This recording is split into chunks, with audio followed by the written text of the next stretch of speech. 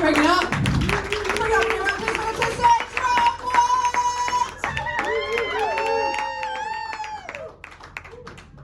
Thanks.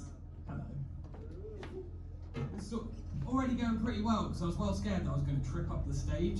Like, this is the first gig that I've done with an actual raised stage. I said to my missus on the way here, I was like, are you still going to love me if I trip up the stage on my way up? And she went, yeah, of course I will. And I will remember our memories fondly as I keep going. How is everyone? Good. I've had a really weird day today because I can't stop thinking about Hitler. Yeah, I'll give you a little bit more context. I went into a coffee shop earlier. The guy, the barista who served me coffee, he had a mustache that looked exactly like Joseph Stalin's mustache. So I was like, started thinking about all the other dictators and them serving me coffee. I was thinking about Saddam Hussein with his mustache, Mussolini, Gaddafi even had that weird goatee thing, you know? And then obviously you can't think about dictators or mustaches without thinking about Hitler. So I started getting like second-hand rate. I'll just let you know, I think he'd be a flat white guy. Blonde roast, obviously. But I started getting like second-hand rage because I was thinking about Charlie Chaplin. I was thinking how pissed off I'd be if I was Charlie Chaplin. Imagine that, imagine perfecting your look, being the greatest comedic actor of your generation, possibly of ever, only for the worst dictator in human history to go, yeah. Yeah, I quite like that. Guten Tag, Papier. Shave off the sides. Hello, Starling. Yes, it's the H-Man. You want to come round and see my new look? Made him look camp. It was like an evil booty call. You have to make Hitler camp though. Like, Guten Tag, Papier. I'm here for my blowjob. You'll never guess what that bitch Goebbels did. Thanks for the little chuckle. I'll be honest, this is already going better than my last gig though. My last gig, there was only 6 people in the crowd, and 2 of them were other comedians. One was my missus and one was my boss. Right? So there was only 2 people in there that, I saw you nudged it, they're here as well. There's only 2 people in there that I didn't know. And the actual gig went okay, like the gig went alright, but I went down to the bar afterwards and I was ordering myself a beer. I got a little tap on my shoulder. This girl, it was one of the girls who sat in the crowd. She went, hi, are you the comedian from upstairs? I thought, fucking hell, this is it. I'm getting recognised. Like, that was only my 3rd gig, by the way. So, this is how egotistical stand-up is making me. I was like, I'll see you fuckers on Taskmaster. Like, that was my 3rd gig. So I put on like my best, like, I'm embarrassed to be caught in public face. I was like, yeah, that was me up there. And she went, oh, is it normally better than this? Fucking hell, I've never been brought down to earth so hard.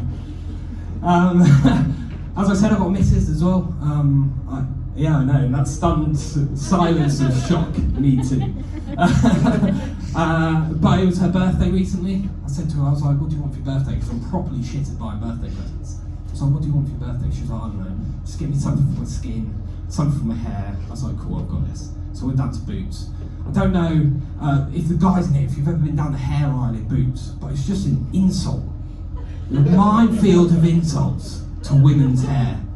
It's like Tresemme for dry hair, herbal essences for greasy hair, Nivea for damaged hair. But you never see that on the adverts, do you? You never see L'Oreal.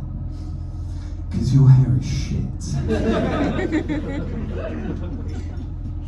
My missus is pregnant as well.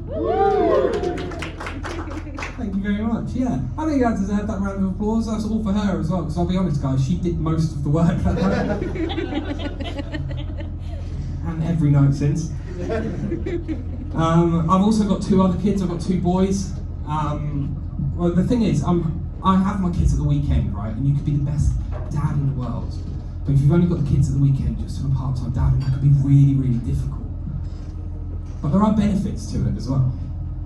What I like to do is I like to teach my youngest things before I send him home with his mum, and then I deny all knowledge of those things ever existed. For example, I've recently taught him this one, which to a 7-year-old, that's the funniest fucking thing in the world. To his mum, it makes me a terrible dad. But yes, I've taught him that one. I've also taught him, as he leaves the room as well, to throw up a peace sign and go, "See you, suckers." Yeah, that goes down well until you're at a parent-teachers evening. That didn't go down too well then. Does anyone in here have kids, by the way? Yeah, well, like 2 people. Good. Do you have any rules for your kids? Like any specific rules, not like murder and stuff, because they're probably Don't know, because they're 24 and 22 and one of them sitting beside me. Oh, okay. Did you have any rules for your kids? Like? Oh, I was called Victorian Dad by all my mates. Oh, right. See, Cool. I've not heard of all that. That's why I'm surprised you got your arms out, the bruises aren't still there. We've got 3 rules for the kids. Rule number 1, we'll say please and thank you. It's rule number, that's a pretty standard one, I think. Rule number 2 is it's always good to try new things. We always tell the kids it's good to try new things. But I don't care if you don't like something, if you try it, it's good to try new things. Rule number 3 is a fairly new rule. It's I don't care if you're bored. You don't leave the toilet until you've finished going to the toilet. Yeah, we've learned from experience with that one, ladies and gentlemen. What else? So I've also got, so my youngest, he's 7 years old, he's getting a bit too clever. He outsmarts me. He likes to outsmart me with my snacks. So I'll show you exactly what he does, right? Because the kid's a genius. Or I'm just really dumb. But he comes up to me, right? He goes, "Right, Dad, what are you eating?" I go, "Just some sweet potato fries." He goes, "Oh, I like sweet potato fries. I've had sweet potato fries before."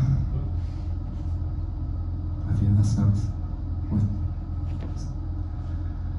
At school, I had them at school. They're my new favourite food. Okay. Just stares at me.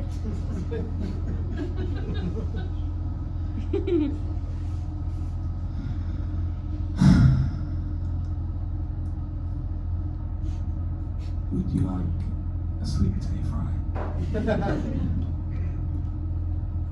Yeah, I would. He takes it.